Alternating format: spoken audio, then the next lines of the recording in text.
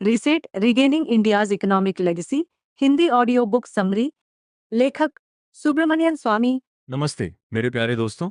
आज मैं आपको ले चलता हूं एक ऐसी किताब की यात्रा पर जो भारत की आर्थिक तस्वीर को उसके सबसे गहरे और सबसे विवादास्पद पहलुओं से उजागर करती है। ये किताब है डॉक्टर सुब्रमण्यन स्वामी की reset regaining India's economic legacy. एक ऐसे व्यक्ति की कलम से लिखी गई जो खुद इस आर्थिक यात्रा के केंद्र में रहे, जिन्होंने हार्वर्ड से पीएचडी की, भारत के योजना आयोग के सामने सवाल उठाए और बाद में एक केंद्रीय मंत्री के रूप में 1991 के ऐतिहासिक आर्थिक सुधारों की नींव रखी। यह किताब सिर्फ एक आर्थिक विश्लेषण नहीं, बल्कि एक आत्मचिंतन है, एक चेतावनी है और एक सपना है। एक ऐसा सपना जो भारत को फिर से उसके खोए हुए आर्थिक गौरव की ओर ले जाने की बात करता है। हमारी कहानी शुरू होती है 1815 से, जब भारत दुनिया का सबसे समृद्ध देश था। उस समय भारत की वैश्विक आय में हिस्सेदारी लगभग 25% थी, जो पूरे यूरोप के बराबर थी। हम दुनिया को मसाले, वस्त्र, दवाइयाँ और हर तरह के उपभोक्ता सामान निर्यात करते थे। लेकिन 1815 में मराठा साम्राज्य की हार और ब्रिटिश साम्राज्यवाद के पैर जमाने के साथ ये तस्वीर बदलनी शुरू हुई। डॉक्टर स्वामी बताते हैं कि कैसे 1765 से 1938 के बीच ब्रिटेन ने भारत से लगभग 45 ट्रिलियन डॉलर की संपत्ति लूटी। 1947 तक ये आंकड़ा बढ़कर 71 ट्रिलियन डॉलर हो गया। ये लूट कैसे हुई? एक तरफ थी जमींदारी प्रथा, जहां अंग्रेजों द्वारा नियुक्त जमींदार किसानों से मनमाना राजस्व वसूलते थे। दूसरी तरफ था व्यापार का जाल, अंग्रेज भारत में कर वसूलते थे। उसी पैसे से किसानों से सस्ते में सामान खरीदते थे और फिर उसे यूरोप में ऊंचे दामों पर बेचते थे। तीसरी तरफ था युद्धों का खर्चा। भारत के राजस्व से ही ब्रिटेन की दुनिया भर की लड़ाइयां लड़ी जाती थीं। ये एक ऐसी व्यवस्था थी जहां भारत एक चक्की की तरह था, जिसे पीसकर ब्रिटेन का औद्योगिक क्रांति का तेल निकाला जा रहा था। इस लूट का सबसे बड़ा असर भारतीय कृषि पर पड़ा। अंग्रेजों ने कृषि से इतना राजस्व वसूला कि किसानों की हालत दयनीय हो गई। जमींदार, जो अक्सर अपराधी प्रवृत्ति के लोग होते थे, किसानों को कर्ज में धकेल रहे थे। एक दिलचस्प तुलना डॉक्टर स्वामी करते हैं ब्रिटिश शासन वाले प्रांतों और देशी रियासतों की। जहां ब्रिटिश शासन वाले क्षेत्रों में कृषि उत्पादन घट रहा था, वहीं देशी रियासतों में, जहां अंग्रेजों का सीधा प्रशासन नहीं था, कृषि उत्पादन बढ़ रहा था। पंजाब का उदाहरण तो और भी दिलचस्प है। 1857 की क्रांति में सिखों ने अंग्रेजों का साथ दिया, तो बदले में अंग्रेजों ने वहां कृषि कानून बनाकर किसानों को कुछ हद तक सुरक्षा दे दी। ये राजनीतिक सौदेबाजी का नतीजा था, जिसने पंजाब को देश के बाकी हिस्सों से अलग बना दिया। ब्रिटिश शासन में औद्योगिकरण का भी यही हाल था। भारत में रेलवे तो आई, लेकिन वह भी अंग्रेजों के स्वार्थ के लिए।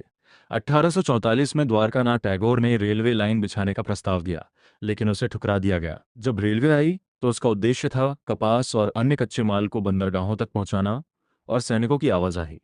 अंग्रेजों ने भारत में 12,000 इंजन आयात किए, जबकि 1865 में ही भारत में इंजन बनाने की क्षमता मौजूद थी। रेल के डिब्बों के लिए भी कुशल श्रमिक इंग्लैंड से आते थे। रेलवे की पटरियों की चौड़ाई भी अलग अलग रखी गई, ताकि एक सूबे से दूसरे सूबे में जाना मुश्किल हो। यह सब भारत को एकजुट न होने देने की साजिश थी। और सबसे बड़ी विडंबना यह थी कि भारतीय उद्योगपतियों को आगे बढ़ने से रोका गया। टाटा ने 1870 के दशक में ही इस्पात उद्योग शुरू करने की कोशिश की, लेकिन अंग्रेजों ने उन्हें रोक दिया। यहां तक कि प्रथम विश्व युद्ध के दौरान जब टाटा ने ब्रिटिश प्रधानमंत्री लॉयड जॉर्ज से शिकायत की, तो पता चला कि अंग्रेज भारत में उद्योग नहीं चाहते थे। उनका उद्देश्य था शासन करना, स्थिरता बनाए रखना और प्रशासन चलाना, न कि परिवर्तन लाना। जॉन स्टुअर्ट मिल ने साफ कहा था, ब्रिटेन का काम है 15 करोड़ एशियाई लोगों पर शासन करना, जो खुद पर शासन नहीं कर सकते। ये नस्लवाद था और इसकी नींव मैकाले के मिनट ऑन एजुकेशन 1833 में रखी गई थी, जिसने भारत के प्राचीन ज्ञान को नकार दिया और अंग्रेजी शिक्षा को अनिवार्य बना दिया। 1947 में आज़ादी मिली, लेकिन भारत की आर्थिक स्थिति बद से बदतर थी। प्रति व्यक्ति आय सिर्फ $150 थी और दुनिया में हमारी हिस्सेदारी 4% से भी कम रह गई थी। विभाजन के झटके ने स्थिति और खराब कर दी। लेकिन आज़ादी के बाद भी एक बड़ी त्रासदी हुई। पंडित नेहरू ने भारत पर सोवियत संघ की कमांड इकोनॉमी का मॉडल थोप दिया। डॉक्टर स्वामी बताते हैं कि ये मॉडल भारत के लिए बिल्कुल अनुपयुक्त था। इसकी 3 बुनियादी मान्यताएं थीं। पहली, कि कृषि से अधिशेष निकालकर भारी उद्योगों को वित्त पोषित किया जा सकता है। दूसरी, कि उपभोग को स्थगित किया जा सकता है। तीसरी, कि पूंजीगत वस्तुओं की आपूर्ति अपनी मांग पैदा करेगी। लेकिन भारत में कृषि पहले से ही लूटी जा चुकी थी और आम आदमी गरीब था। उपभोग में कटौती की कोई गुंजाइश नहीं थी। और महालनोबिस मॉडल, जो वास्तव में सोवियत अर्थशास्त्री फेल्डमैन से कॉपी किया गया था, ने भारत को बर्बाद कर दिया। इस मॉडल का सबसे बड़ा नुकसान था उत्पादन की कम दक्षता। जहां 1950 में ₹2 का निवेश ₹1 की आय पैदा करता था, वहीं 1991 में ₹6 का निवेश ₹1 की आय देता था। पूंजी उत्पादन अनुपात आयकोर लगातार बढ़ता गया। सार्वजनिक क्षेत्र के उपक्रम घाटे में चल रहे थे। सरकार ने 81% निवेश योग्य संसाधनों पर कब्जा कर लिया, जबकि उसकी अपनी बचत 7.5% थी। कृषि की उपेक्षा हुई और 1965 to 1967 में भयंकर अकाल की स्थिति पैदा हो गई। हरित क्रांति 1965 में लाल बहादुर शास्त्री द्वारा शुरू की गई ने कुछ राहत दी, लेकिन ये केवल 10% किसानों तक सीमित रही। बाकी 90% आज भी उसी हालत में है। डॉक्टर स्वामी खुद इस मॉडल के खिलाफ आवाज उठाने वाले पहले व्यक्ति थे। 1970 में उन्होंने स्वदेशी योजना नामक एक मोनोग्राफ लिखा, जिसे अटल बिहारी वाजपेयी ने लोकसभा में पेश किया। इंदिरा गांधी ने इसे सांता क्लॉज की योजना कहकर खारिज कर दिया।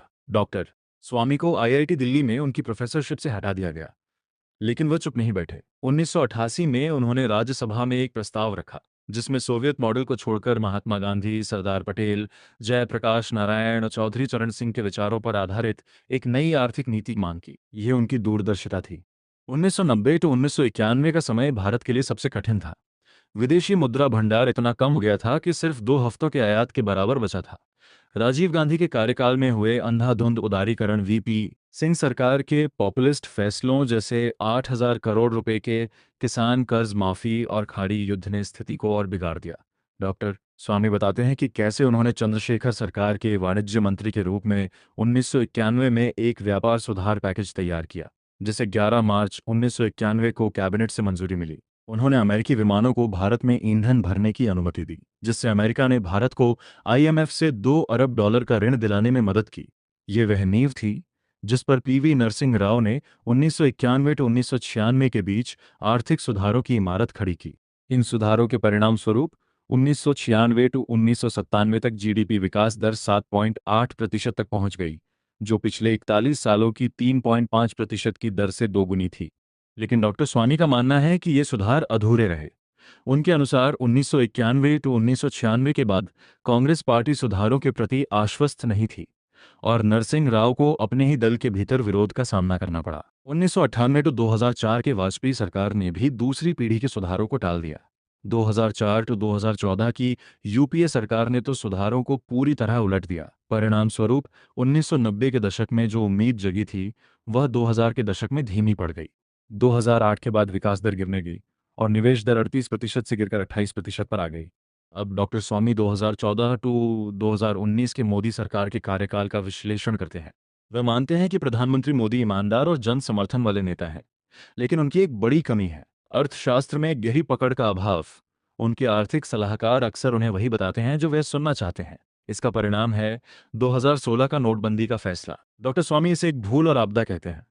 नोटबंदी का उद्देश्य था काले धन को खत्म करना, लेकिन 99.3% पुराने नोट बैंकों में वापस आ गए। इसका मतलब है कि असली काले धन के मालिकों के पास नकदी नहीं थी।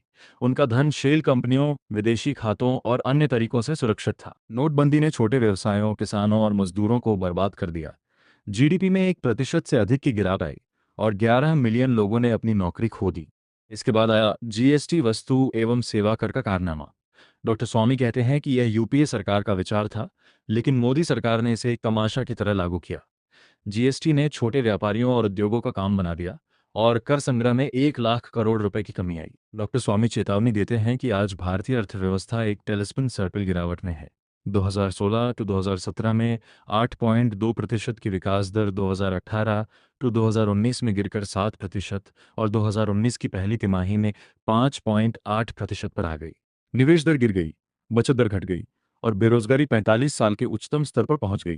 तो क्या भारत की आर्थिक स्थिति निराशाजनक है? डॉक्टर स्वामी का उत्तर है नहीं। उनका मानना है कि भारत के पास अपार संभावनाएं हैं। हमारे पास विश्व का सबसे बड़ा युवा कार्यबल है। 65% जनसंख्या एक 5-3-5 वर्ष की है, जो अगले 40 साल तक हमारा डेमोग्राफिक डिविडेंड बना रहेगा। हमारी बचत दर उच्च है और हम दुनिया की तीसरी सबसे बड़ी अर्थव्यवस्था पीपीपी के आधार पर हैं। लेकिन इस क्षमता को साकार करने के लिए हमें एक नई आर्थिक नीति की आवश्यकता है। डॉक्टर स्वामी इस नीति की 5 मुख्य धाराएं बताते हैं। पहला, कृषि को प्राथमिकता देनी होगी। कृषि में निवेश बढ़ाना होगा, सिंचाई के साधन विकसित करने होंगे और किसानों को न्यूनतम समर्थन मूल्य एमएसपी के बजाय न्यूनतम आरक्षित मूल्य एमआरपी देना होगा, जो मंडियों में नीलामी का आधार बने। खेतों का आकार छोटा होता जा रहा है, इसलिए भूमि सुधार कानूनों को समाप्त करके बाजार की ताकतों के माध्यम से भूमि को समेकित करना होगा।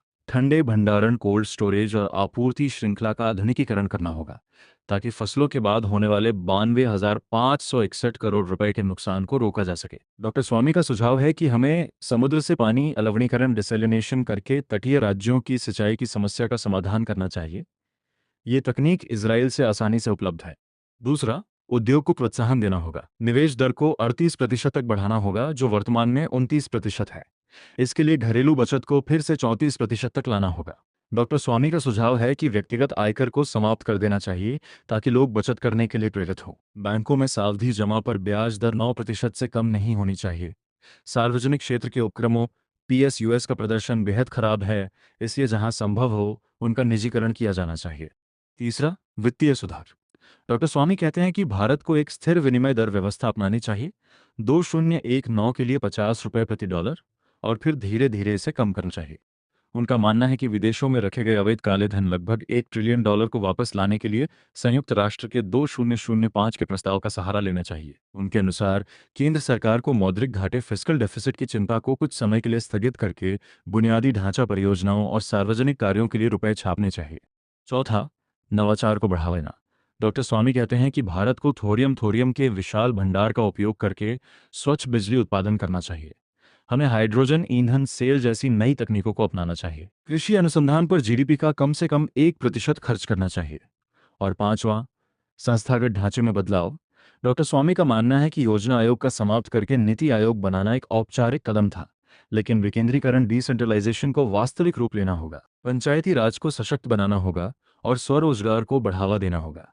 इस पूरी चर्चा के बीच डॉक्टर स्वामी अपनी किताब के अंत में एक बहुत ही महत्वपूर्ण दार्शनिक आधार देते हैं, दीनदयाल उपाध्याय का एकात्म मानववाद, इंटीग्रल ह्यूमैनिज्म। वह बताते हैं कि पूंजीवाद कैपिटलिज्म और साम्यवाद कम्युनिज्म दोनों ही भौतिकवादी मटेरियलिस्टिक विचारधाराएं हैं। पूंजीवाद योग्यतम की उत्तरजीविता पर आधारित है, जबकि साम्यवाद वर्ग संघर्ष पर। दोनों में मनुष्य का विकास नहीं होता। दीनदयाल जी का एकात्म मानववाद मनुष्य को उसके समग्र रूप में देखता है, 4 पुरुषार्थ, धर्म, अर्थ, काम, मोक्ष के माध्यम से। ये विचारधारा स्वदेशी और विकेंद्रीकरण पर जोर देती है। ये मानती है कि अर्थव्यवस्था समाज का एक उपतंत्र है, न कि पूरा समाज। डॉक्टर स्वामी का मानना है कि भारत को अपनी आर्थिक नीति का आधार इसी एकात्म मानववाद को बनाना चाहिए। केवल भौतिक विकास ही पर्याप्त नहीं, बल्कि उस विकास को हमारी आध्यात्मिक मूल्यों के साथ सामंजस्य बिठाना होगा। आज 2019 में भारत एक बार फिर चौराहे पर खड़ा है। हमारे पास वह युवा शक्ति, वह बचत दर और वह बौद्धिक क्षमता है जो हमें दुनिया का सबसे तेजी से विकसित होने वाला देश बना सकती है। डॉक्टर स्वामी का सपना है कि 2040 तक भारत चीन से आगे निकल जाए और 2050 तक अमेरिका को चुनौती दे सके। लेकिन इसके लिए हमें अपनी गलतियों से सीखना होगा। हमें उस सोवियत मॉडल के अवशेषों को पूरी तरह से समाप्त करना होगा, जिसने हमें 40 साल तक रोके रखा।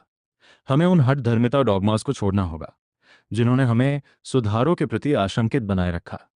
और सबसे महत्वपूर्ण, हमें उस भारतीयता को, उस चिटी सोल फोर्स को पहचानना होगा जो हमें दूसरों से अलग करती है। डॉक्टर स्वामी की किताब सिर्फ एक आर्थिक विश्लेषण नहीं, बल्कि एक आह्वान है, एक ऐसे भारत के निर्माण का आह्वान जो न सिर्फ आर्थिक रूप से समृद्ध हो, बल्कि अपनी आध्यात्मिक विरासत को भी संजोए रखे। ये हमें याद दिलाता है कि भारत का खोया हुआ गौरव वापस पाया जा सकता है, बशर्ते हम सही रास्ता चुनें। ऐसी ही दिल को छू लेने वाली किताबों से जुड़ने के लिए हमारे चैनल को सब्सक्राइब करें, क्योंकि अच्छी किताबें दिल ही नहीं, रूह तक उतर जाती हैं। धन्यवाद।